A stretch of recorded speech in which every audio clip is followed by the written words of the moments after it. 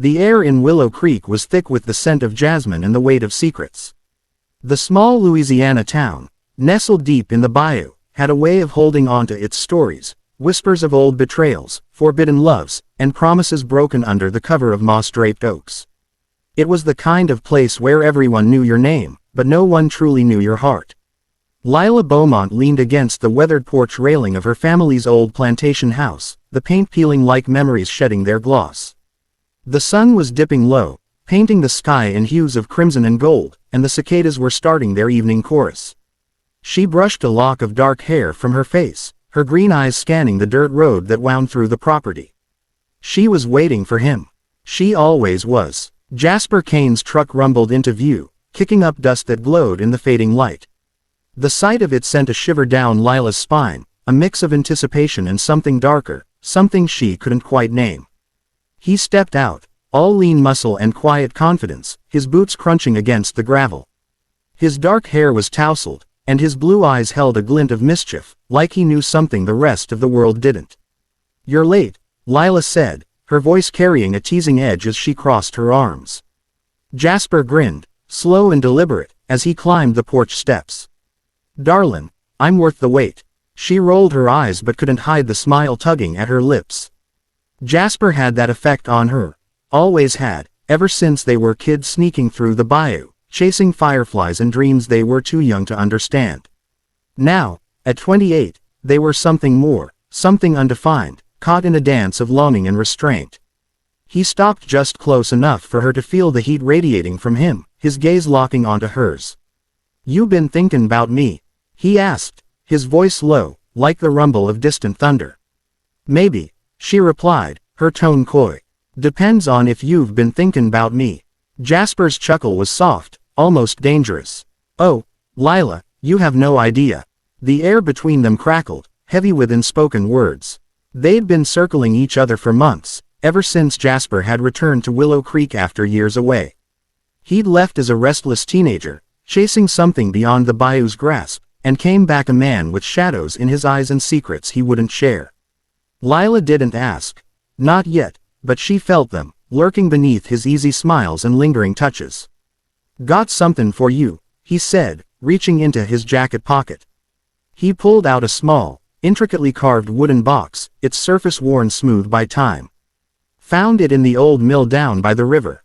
Lila's breath caught as she took it, her fingers tracing the delicate patterns. "This looks like something from Mama's stories," she murmured. Her mother used to tell tales of hidden treasures and cursed relics buried in Willow Creek's past, stories Lila had dismissed as folklore. But the box felt heavy in her hands, like it carried more than just wood and air. "Open it," Jasper urged, his voice soft but insistent. She hesitated, her heart pounding for reasons she couldn't explain. The box creaked as she lifted the lid, revealing a locket nestled in faded velvet. It was silver, tarnished but beautiful, with a rose etched into its surface.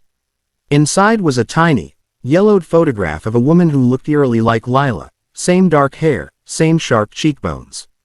"Who is this?" she whispered, her fingers trembling. Jasper's expression darkened, just for a moment.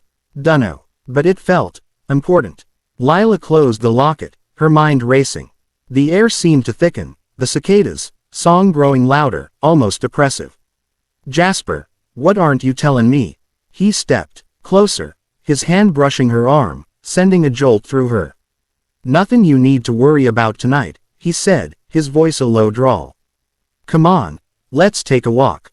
They wandered down the path toward the bayou, the moonlight casting long shadows across the ground. The night was warm, the kind of sticky heat that clung to your skin, and Lila felt every brush of Jasper's arm against hers like a spark. They stopped by the water's edge, where the cypress trees stood like silent sentinels, their roots twisting into the dark, glassy surface. "Remember when we used to come here?" Jasper said, his voice softer now, almost wistful. "You'd dare me to jump in, and I'd do it just to see you laugh." Lila smiled, the memory warming her despite the unease still coiled in her chest. "You were reckless even then." "Still am," he said, turning to face her. His hand found hers, his fingers digging gently into her palm, grounding her. "But only when it comes to you." Her breath hitched, and she felt the pull between them, stronger now, undeniable. She stepped closer, her lips parting as she whispered, "Don't stop." Jasper's chuckle was low, almost a growl, as his fingers tightened on hers. "Darlin', I haven't." He leaned in, and the world seemed to pause, the bayou holding its breath. Their lips met, soft at first, then hungry, like they'd been starving for this moment. His hands slid to her waist, pulling her closer, and she felt the heat of him, the strength, the promise of something more. Her fingers tangled in his hair, and she moaned softly against his mouth, the sound swallowed by the night. But the moment shattered with a rustle in the underbrush. Jasper pulled back, his body tensing, his eyes scanning the darkness. "Stay here," he whispered, his voice sharp. "Jasper." "What?" "Shish." He moved toward the sound, his steps silent, predatory. Lila's heart pounded as she clutched the locket, its weight suddenly oppressive. The bayou was alive with whispers now, not just the cicadas, but something else, something human. A figure emerged from the shadows, tall and thin, with a face half hidden by a wide-brimmed hat. "Kane," the man said, his voice like gravel. "You shouldn't be here." Jasper's jaw tightened. "Ain't your business, Remy." Remy Lacroix, the town's reclusive mechanic, stepped into the moonlight. His eyes flicked to Lila, then back to Jasper. "You're diggin' where you shouldn't, boy. That box ain't yours to give." Lila's grip on the locket tightened. "What's he talkin' about, Jasper?" Jasper didn't answer, his gaze locked on Remy. "Go home, old man. This don't concern you." Remy's laugh was cold, hollow. "You think you can outrun the past? That locket's got blood on it, Kane. And so do you." The words hit Lila like a slap. She stepped forward, her voice shaking. "What blood? Jasper, what's going on?" Jasper turned to her, his eyes pleading. "Lila, trust me, I'll explain everything, but not here." Remy shook his head, stepping back into the shadows. "You're playin' with fire, boy. And she'll burn with you." With that, he was gone, swallowed by the night. Lila's mind spun, the locket burning in her hand. "Jasper, tell me the truth. Now." He sighed, running a hand through his hair. "That locket, it belonged to someone who disappeared a long time ago. Someone tied to my family, and yours. I found it in the mill, along with some papers. Letters, deeds, things that point to a secret neither of our families wanted out." "What kind of secret?" she demanded, her voice rising. Jasper hesitated, then met her gaze. "The kind that could tear Willow Creek apart. Our families, Lila, they were involved in something dark. Smuggling, maybe worse. That locket was a marker, a promise between them.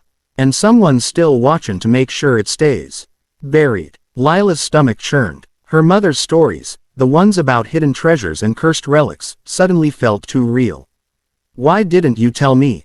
"Because I wanted to protect you," he said, his voice raw. "But I couldn't stay away from you, either."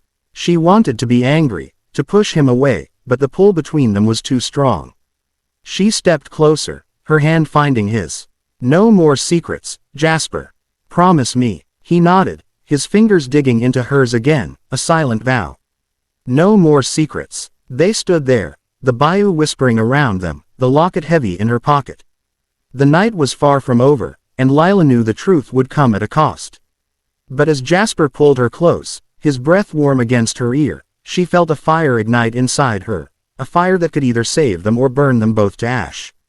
The next morning, Lila sat at her kitchen table, the locket open in front of her. The photograph stared back, the woman's eyes hauntingly familiar. Jasper had promised to bring the papers he'd found, but he hadn't shown yet, and the unease in her chest was growing. A knock at the door startled her. She opened it to find Sheriff Dubois, his face grim. "Lila, we need to talk about Jasper Kane." Her heart stopped. "What about him?" "He's gone," Dubois said, his voice heavy. "Truck's empty, house is cleared out. And there's blood in the mill." Lila's knees buckled, the locket slipping from her fingers.